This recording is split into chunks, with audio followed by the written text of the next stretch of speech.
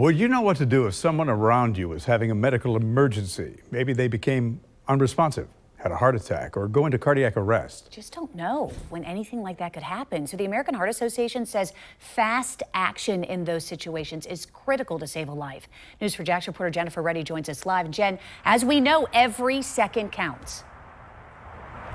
Good morning. It does, and a medical emergency can really happen anywhere. It can happen outside in a parking lot, can even happen in the car or while you are at work. That's why experts we spoke with say it's so important to stay calm and dial 911.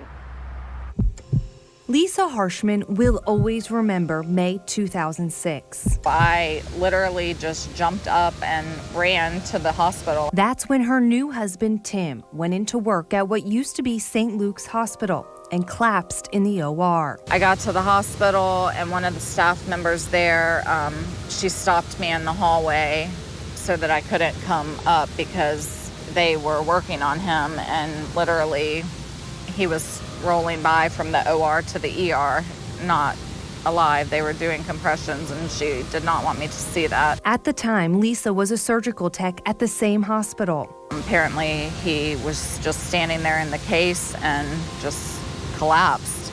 And at first he was still awake and they thought maybe he was having a seizure. They didn't really know what was happening, and then within minutes he lost his pulse and was in complete cardiac arrest. At just 39 years old, Tim had a massive heart attack, known as a widowmaker heart attack. That usually kills people. He says he had to be shocked 13 times. How quickly did they act the minute you had the heart attack? Immediate.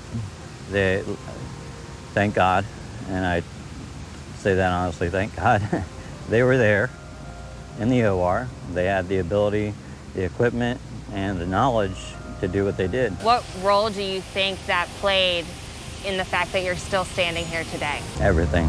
If not for them, I wouldn't be telling you the story. His colleague's swift action is exactly what the American Heart Association suggests during a medical emergency like a heart attack or cardiac arrest. It is so important to first stay calm. So you have to stay calm so that you are able to figure out, assess the situation.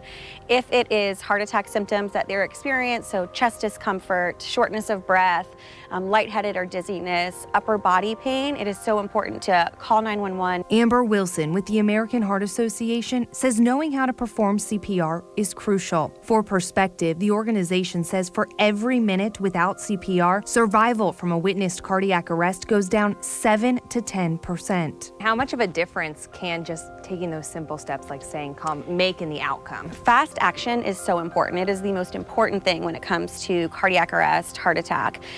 You are doubling, if not tripling, your survival rates when acting fast. After Tim's heart attack, he had short-term memory loss and went to Brooks Rehabilitation for treatment. How are you feeling today? Awesome. I feel 100% better.